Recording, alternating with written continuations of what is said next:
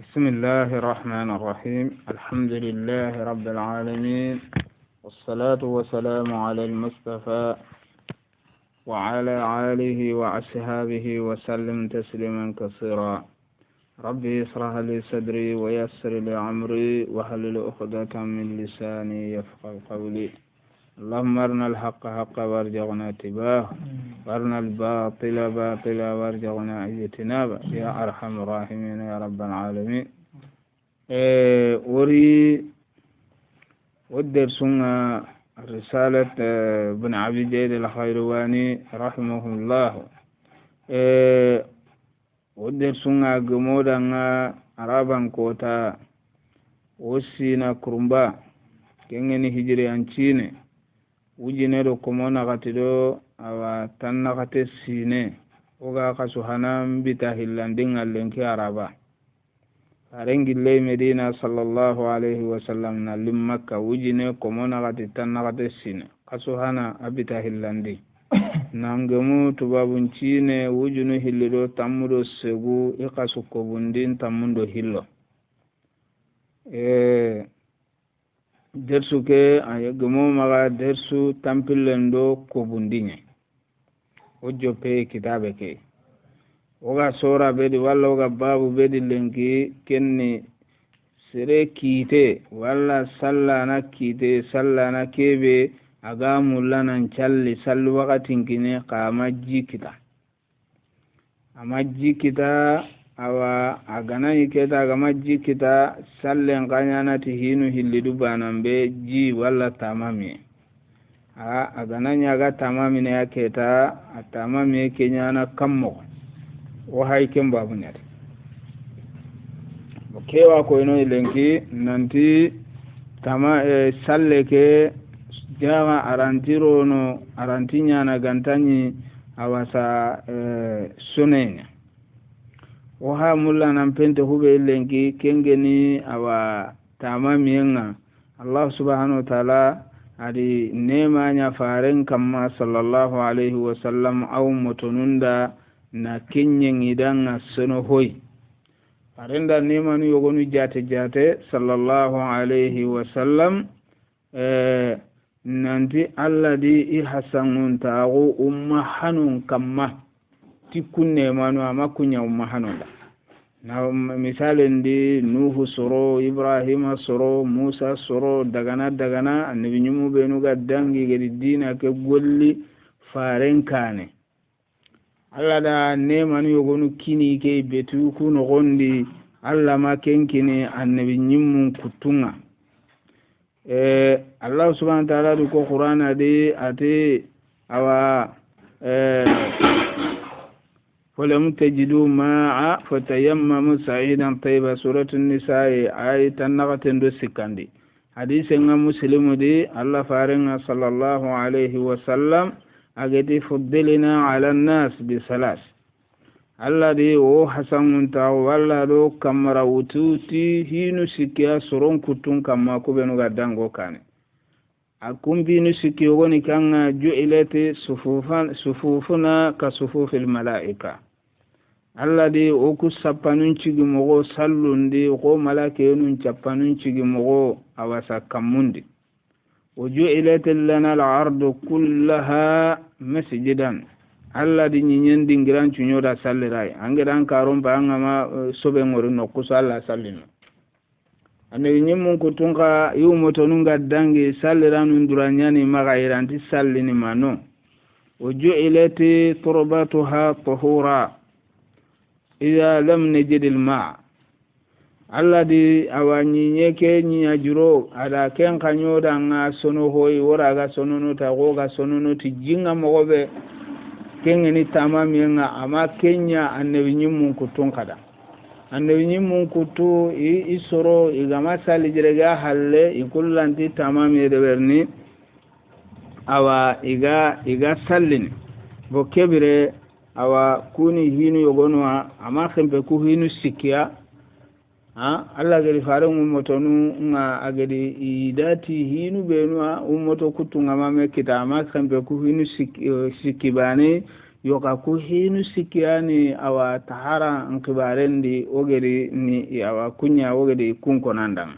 bo ahay o hay diga munu kenta ma miya kamaketa babu fi man lam yajid al-ma'a ke hay fi man nagati fi man amana fi hukmi man babu ke mahjufu ngaire amana hadha babu keni hollaqiyayi woti babu ga konno kusu kitabe ndi haqqilum babunyen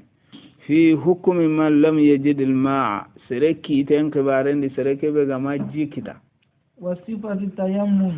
bo yere kundu ahay sereke be ga ma ji kita ahay lojuru nubbe nuga nyana sababu wa anga tamamina hay kunya konanda jago wa hamunu tamamiye ahiti alinginda tannangirinna ketuketuna de berla lojuru nu nyannonga kullo juru nu awa kunganan kita tamami ngada ganda yogora wa tamami na salle asallen kiren yogona tamami na salle asallen bononte wasifati tayammum ado tamami makan kuto tamami nganyana nyangale hala bedi amustahabunu ado awa hinu benu tanaga no gondi awa kun ka konanda bo tayammum mi megeni hubara ben kannendi o hajunta kenga yere o hajunga kebe luga gumunga do kebe tayammum kenga araben kannendi ganati tayammum amana alqasd qire na hon qire ko Allah subhanahu wa ta'ala gati wala tayammamu alqabitha kamaga hoburen kare sadaka gumelli nanti fi sabilillah anga mulla na doroke kina anda ganga lumoro anda gamunyi anda ngoli sengunyi anga jelegene na jelege anga ga hamana ni yere jaga ampai ran kaskase doroko kaskase wana maga yokuku dinonga ampai kenya murun na kenya kare na kemutun nan daga kenkini aba fi sabilillah sire ganda me kina anke nyimme antilinganda qasidu tayammum ureni kan Allah tin senda saga aina tayammamta andi minna khere anga daga na doke ndi khere atelle ke kunda hulana ngake tellega me o hajunti ke yere o hajunga hube yere kundu awa kempai jigan tammaga anga tamame ke bedeberne sone ngati nyinyeng matu tamami sonin kankanen di hube megen mo gana tagumanci kenga he sonin kan tayammu ken ko na raban kanne onda at-tayammum ati tamami nga yajibu li'adami amana sone ngati awa nyinya juronga awajibi ni li'adami lima'i jikite nga haqiqa amma jinkita yimmiya few walla jikite ji anga konto jinga haqiqandi walla anga konto jinga hakaman hukuman aswamban walla anga konto jinga awa maanawi misalin de an konto jinga haqiqan de few ji mi antanu nga few kenni bani walla jinga no nga kha wattendan ka ba anga salijire gente doktor nun de kebe ganga kundu ko watte be nga kubito no goni maga hente jiya yo maga de be anga tele du kere ga nanti hoye nyani Allah mbete nan ken de berne parce Allah faran ta benu yogo sallallahu alaihi wa sallam radiyallahu anhum ida problem yogo no kita iga tere idu bana be jogi in kollang aga jogi in kollanga imme ke kere aga sogonan kenga akusa kui janaba ndikita janaba ngiri kita aga giri adi i kapallo monterndi ati i jogi iga eski wajibi nyani foke inyanke aba janaba nka yaiti moye sunte foka nyankne ayanki jillo inkere nda karaare sallallahu alaihi wasallam tagari kere sikka asaharenge ni kebe trinde nyen kebe to agunga ntanda atrindi sadam bicha kite kutu katambita kite kutu bo kebre awago keta serebe problem ganga la ganti hentene jinga awago kibe gama jinkita few kaso akiten nambana walla wati mehe kanga kanna wati magancagata tijike awa golalle magunga awa kan kama jinkita sahibenga salliti soronga nani janaba ngoya tamamia onda yajibu li'adami al-ma'i fi as-safar terendendi ade terende angaba keni seren kita terende nyadanga kontono jinga amafumu nta digame keda nanti ngana nyi an kanun de ka amma ji ka kita yalla an kan garanti tamamin yawa ka jaran ngana an kandi an amma ji kita Allah tamamin an giri an daga giren ba amma ji no an daga worominen ba amma ji no an konto an ka hankan no gonyade an wurura amma ji kita an tamamina ini asba ma'ukum qawra fa man ya'tikum bima'in ma'in arno kisi idza ya'isa an yajidahu fil waqt an gaji kiran kuti ka nanti wodo wakatin nyemen na galterni jikita kibire annan tamamina challi wakatin nogondi ando tamami am pesanga salli jinga wakatin dangiyan palle o kebiro wona ke ko tondi surtout usqano gunnendi wakati rawanyana walla anga gilli debe andi tuketa bakati kedebe be ngana kiyene kiyan kanu laga saran challen ka hay ma salli jintim maga na waranga na kiyene na salli direge na salli kenni kiyan kanu ay maga kende bere salle ke salle wakati nogondi kenni hi qore ay inna salata kanat ala almu'minina kitaban mawquta bo kebire anni meninyana awa tamami annan challe tita awa wakati ke nogondi kenyam pesange timinga na kinye kanuma odiga minga ni kinye hari sone ndingira ondaga وقد يجب مع وجوده إذا لم يقدر على مسه وقد يجب أرواني أنا قد تمامين وجوب وقت يقوي مع وجوده كهني جين كتير جين فمغا كأنغا تمامين جين تقطعه كن ينند كمبري إذا لم يقدر على مسه جيك الله كان تمامين الله نتاكيني فاسكي وتيه كيبه غانا Allah nti jikero no dui fi safarin anga terende nyadiba aw hadarin awallan panka nyimmiya de limaradin wattedanga mani'in watiki gedan kabaga bertando jike golalle magunda anga kenu nanta ampayanga na jike golalle mago hanya na problem kibe hanya genya yanga na golalle ma hanya ke bonondina duban walla hayan toronya hantoro walla ganda no gobe ya hakem munna hambono dinam maga pew maga tide Allah pinyande Allah di yonki ke gatangande ngari wojo bindan kamade pasa Allah subhanahu wa ta'ala adu konanda wa ma ja'ala alaykum fid din min haraj maga du force anga tele dukeri musul hake utala gari musul hake be kinanga kemuto anna tamami yake deberi sadan na tege ga hison aw maridin imeti ma sallahu so ka sembeno ne gano meto ne gano kalle ka kade sira ko terende mo go suo ikungu tamami yake ande ina tamami na jin to ta gon imeti ken kade yawa kebere so ka sembeno ne gano onda aw maridin walla aw marid walla wotunte yaqdiru ala masihi amana awa waqtin wa yatayammam lil marid wotuntenga tamamina qadi yaqdiru ala masihi nani akenga teke ji ima kabajinga wala yajidu man yunawiluhu ima kabajinga menin sababuna akaga tamamini jimpai gedendi kaken masaharanta telle anyo walla kurungu nyana wata aranti kurumunu jimpai ta salenda aranti kurumunu aga telaut me agandi seregandi bere arani salijire gene problem tay wakatin ka waha mulla nan bugo aganati na sorondu indagir gunnendi misalendi kendi ni kiyan kan aga ana tamami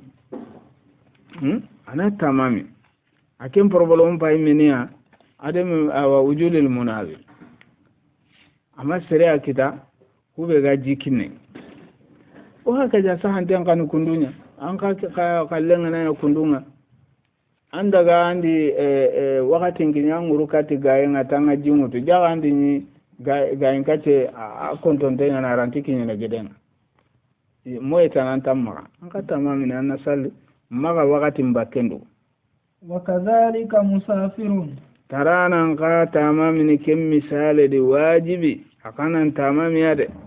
yaqrubu minhu alma jinnan tintei jimpa idoke antalla to haytere killenya di jimpa ikonan di doke hakolen di doke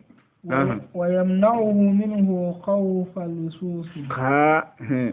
iti doke angana daga no tangata leji utantaka me hillana khenna no nyanno aw sibai khenna no nyanno walla heyano nyanno anda angiranyo kukuba kama baneta idida walla honyato bo honyato aganya sellam ponyatunya ba walla aganya jimpo nyatunya iti sasa yere aga yankano okebe jimpa yere ka kille ganda gata lakaburun danyiga walla jinyage jikebe hayre kunda hakanya ni kinanga angelina nyanka tanga jimututa kinundanda yo andele dukeria Allah metana dukerde la tulqi bi aidikum ila tahluka kama ga dukini kallen boke ay daga killen gbebenyen mahal lampu burburu anga anduna ga yebe bene buranga dukini heleken serebani raganti keme sere raganti kebe de bernamba ne magatanga nyimenta wonu kenanga dukini heleken ke sura banyana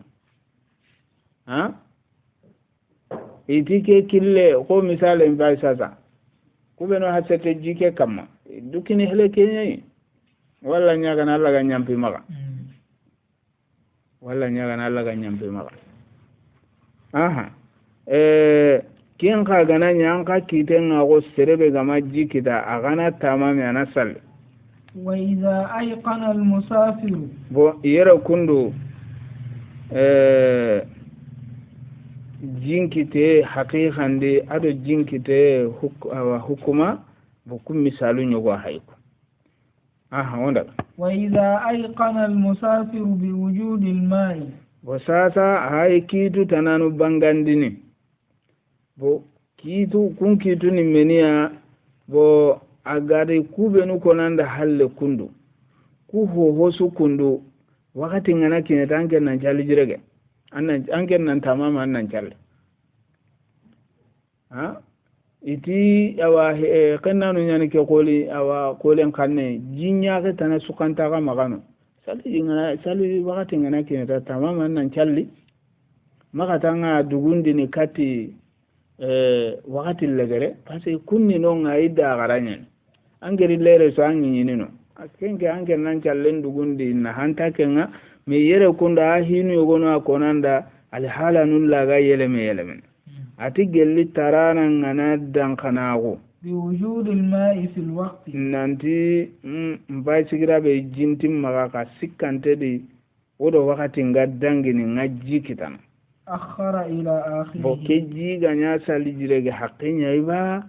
gelli sali jim problem waga walla ganya janaba yanqim pakenya iba gelli janaba ga ken aswambana ani meninya na ani sallen challen dugundi ila akhirih katti wakati ke legerenga istihbaba ana wara ma katti wakatil muqtar legerenga na kinye agana ya jikitana jikenga sembe ana sali jirega ana sali jikenga bonoha ana tamame ana sali wa in ya'isa minhu gella gana jikiran kuti birebe keta tayammama fi awwalihi wa in ya'is gella gana tarana gana jikiran kuti minu jikitendi walla jiregendi jinkite adarege akite ni menia anga no kebe ha amma abu sanga tello no ko ange nga no kebe anti nga dingira kebe ke nanti awa ngaji kita yere ke nga kenge ndigamin te de amene wala idrakihi ando terende nya hame daga anto do wakati ke nga dangini nanti nge anga gunne ke to nanti nga telle rege jinya ga idukane kenken tano keke sorobe nu kitinga nya ke akenna awasa wakati mpananga kinye baneta ani sallen challe hinu gilli na maka to anta ma miya nan challe an challe ka haga da nya na wakati muhtari bogo khadi anga baraje be kitawatul muhtari ke no gondi kendam pri ba anga sallen bay telenya ti tamami nya khadi hinu gilli summa gampri anke nan kusanta anta ma miya de beri gilli wakati muhtari hananga dubane annan challe وإن لم يكن عنده منه علم gella ganani anke ntama anke challa na kundo anke ngaddingira be anga gunne kebe walla nga no kebe tuwa gujonjon tammaga nun nyangale halanda angere gerentenya ara wanyana nungana honne tarata Allah warno kole go pasanti nun tusiri ara wanyana ka odo keke ga kanne menti jimme kita dangana kun tammaga tayammama fi wasatihi an kan miniya na maka jota ma mini gelli wakati muqtari hana awara anna dugundi honne gelli wakati awan nagani ngana kinye birebe kebire an ma hokita anna tamami anna salli an kana kallenya kundunga keni masaila sikandi وكذلك إن خاف أن لا يدرك الماء في الوقت أو أنا قتندين قدي كني سربة تمام يمن أنا كنو ننتي ألا نتيرجن الجنة إن خاف أنا كنو ألا يدرك الماء في الوقت أنا قتي حنا ولا في وقت بنا أنكنو أنت odo wakati mbakenna kan tajikita mimmenin linya waraja an yudrikahu fihi anyille rini jike kita kadinante lawaki jikita na wakati ke hanandi lawa jikita na wakati ke nogondi ankan meninyana anna dugundi kati wakati nakane misale ndi sasa anga gile sorti ke sasa an kan ni ma abijan kille ke sorti ne an ga terne daga ji sun tamma andi hay anti wodi nga kinyane sorti ke ti jikita an ga wana meni de beri kendi keta an ka ga nay kinyane no nga wakati nga baka an nan ka wa meni de berni annan kawa tamamin gelu wakatin pana anna tamam anna salli anga mulana kende berta misale ni moto kuma yogori ati wante lemina anti ngetele abja nkille ke sorti ke ati nge ko ni tikinyene no ka nan nan nyankandi awa saka korende angoto hobo kilendi bo anga kinyen no ngaketa anti sasa peut-être lawa kinyane noko ke nani kiyemakan ngajin kitan bande anji kencance anyi meni jikran kutenya nyamma mi ale halanga eleme kundu alli jikisre kita bo harta maka sali jirege wakati ke hananga anke nan dugundu hon gelli wakati awa nagani ngana kinyeke dange mpakle ngenye din nan dallawa kitana kenga anga bo kenji kewra anna sali jirege wakati nagani ndi kembira onci gere har sar no dema har na fam mo serenyo da bo kesu ko ni kesu korosini awa sebe hajungi dinan ibe ga salle titritu ibe ga tunanti alqiyaman ko ta alla joppene antendini sallenye la kapenda ngem palle boke idi tuanu din igeti Allah wa serentirni sallen pana hanai awa gollun cukane iti sallen da kan dingira kani sallen yimme sallen pete hanade sennago atelan sallen tirnden jopanda sennago nye bo hikima kore aken nogondi pati sennago ni hube gunduani aga sallanan bane adallana gunduani aga sallanan bane adallana almami nganari na nya hakanga janaba ngana chaliti soronga konetu anya bane netu me alla gana daga commentirindi nanti senna wangeli salle ke salliti senna wena nda tinde nya kenye menim pamini kibe bane al awani me bane ga kebe khalai gollen tinde ngada ga joppe kenye digame ado hubenu ga sellanga digame taro ko ngade الله قد ما لهذا الكتاب لا يقادر صغيرة ولا كبيرة إلا أحصاها ووجدوا ما عملوا حاضرا sallin kennagu tamam min do salliji gollen garaga joppe kenya diga min tar wurko mun kundo sujudu illa la gana non do da o sasa o gana girere a haytelle digame awa rokan digame diketa awa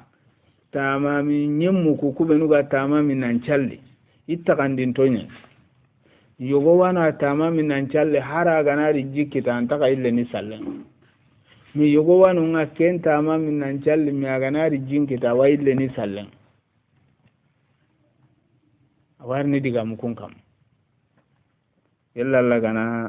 awa afahamen no doda assalamu alaikum wa rahmatullahi wa barakatuh